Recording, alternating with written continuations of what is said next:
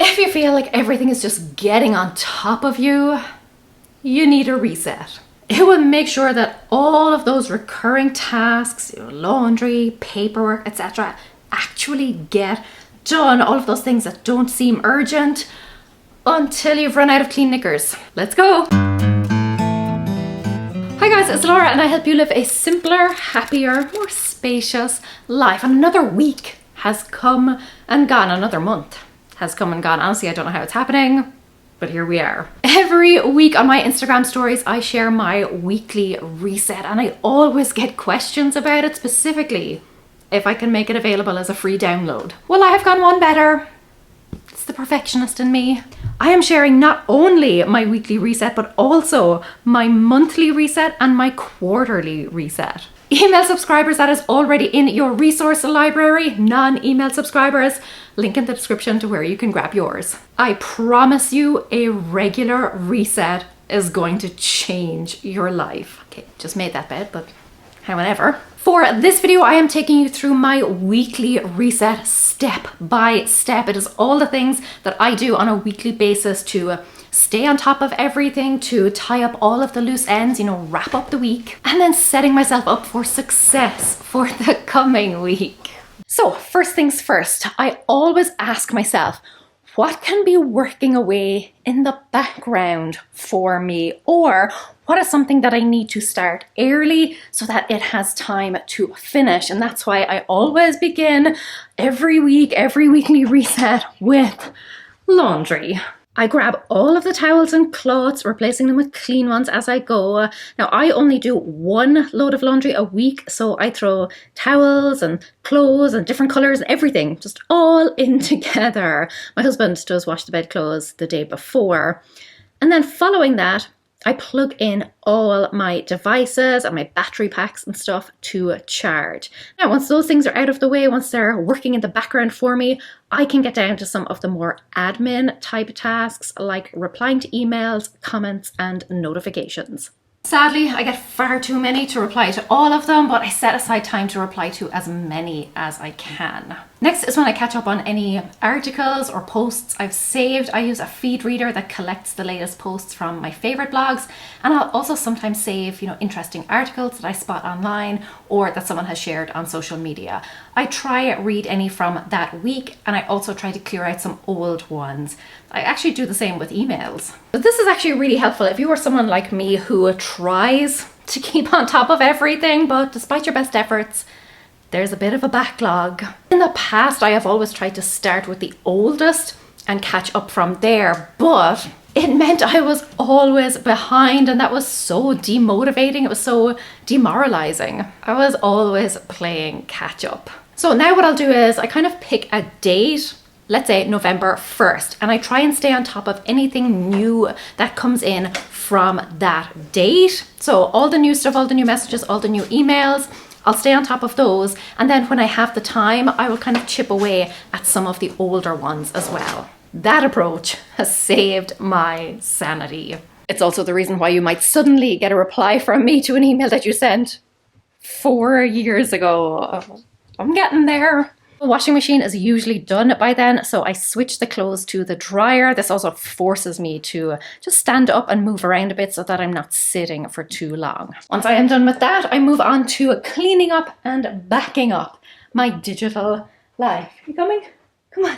I think backing up your devices is something that is so easy to put off until it's too late. I am lucky in that I've never lost anything really important, but I've come close on a few occasions. So instead of doing it whenever I think of it, which was my previous strategy, I now do it as part of my weekly reset. So starting with my phone, I delete any unwanted photos or videos that I have taken that week. So with a kid and a dog over there, and just a career as a content creator, I take a lot of photos and videos every week, like hundreds. My phone was constantly running out of space, and now every week I go through and delete the things that I don't need on it anymore, just so it doesn't get totally out of hand. Then I back up my phone because I definitely don't want to lose all the photos and videos that I have decided to save. Next then is my laptop. So this involves a few extra steps, but I start by clearing out any unwanted files or folders.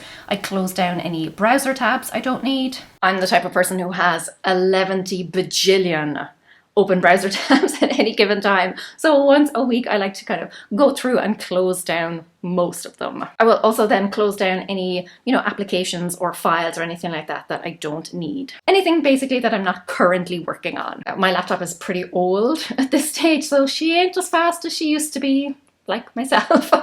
So this helps to take some of the strain off. And then after that, like with my phone, I back it up, not just to an external hard drive, but also to the magical cloud. I will say the cloud backup service that I use actually runs automatically in the background all week. So most of my stuff is backed up on a daily basis, but I like to keep my own hard copy because I think it's better to, spread your eggs over multiple baskets, just in case. I think backing up is one of those things that if you've never done it before, it sounds really complicated, but it's actually incredibly easy. Depending on what device you have, just search for instructions. Also, I will link to the cloud backup service I use in case you're interested. It's pretty easy. You just sign up, you tell it what you want it to back up, whether it's your laptop or an external hard drive that is connected to your laptop. You tell it how often you want it to back up, and then away you go. Now, the first time you do it will take ages, but thereafter will be so much quicker. After that is kind of office-y stuff, but I go through all the paperwork that came in that week. I pay any bills, recycle what I don't need, file what I do need, or just do whatever I have to do to clear out my in-tray. Paperwork is one of those things that can quickly get out of hand, so I keep on top of mine every week. Then I give my office desk a quick tidy and dust. From working at it all week, I usually have various bits and bobs, papers and books and random odds and ends on it. So I clear it off so that I can start fresh on Monday morning. Now, if you don't have a desk, you could focus on any other flat surface that is really bothering you. It could be your dining table, it could be a bedside table, your kitchen island, anything that you think just needs a little extra attention. Then watering plants. So since I started watering my plants on a regular, consistent basis, I have killed fewer of them. And having it as part of my reset, like with so many other things, it just means that I don't forget, because it's easy for those types of things to drop off your radar. I tell you though, I have 25 plants now, so this isn't exactly the quickest task on my list. Speaking of water, I then clean my water bottle. I never think it looks too dirty until I clean it and I see how clear the glass looks afterwards. Listen, there's no point saving the planet by using a reusable bottle if you're just going to damage yourself by drinking bacteria from it. The dryer is usually done by then, so I fold and put away all the clothes. Then I finish off a few more catch-up tasks. So I review my waiting for list, which is where I write down anything that's pending, like any reply I'm waiting on or delivery I'm expecting, etc. I chase up anything that I need to. I also check any upcoming appointments, confirm them if I can, or I just make a note to confirm them the following day if it requires a phone call or something like that. And I will check the calendar that I share with my husband just to see if I need to add things to it or if he's added something to it that I need to be aware of. And then to round out the week before I move on to planning for the upcoming week, I catch up on any undone tasks from the week. So all those to-dos that just rolled over, and I update my journal. But the weekly reset isn't just about clearing your plate. It's also about setting yourself up for success for what's to come, which is why I choose my outfits for the coming week. This is something that I started doing years ago, and it saves me so much time and frustration in the mornings. I also do a quick meal plan, usually just dinners. I also clip any coupons I might use. So my local supermarket has all their coupons listed in their app. So I can just scan through and select the ones that I might use. So they're automatically added to my account. Now, I'm assuming you're not all content creators or running online businesses, so this next one might not be applicable, but I schedule some social posts for the coming week.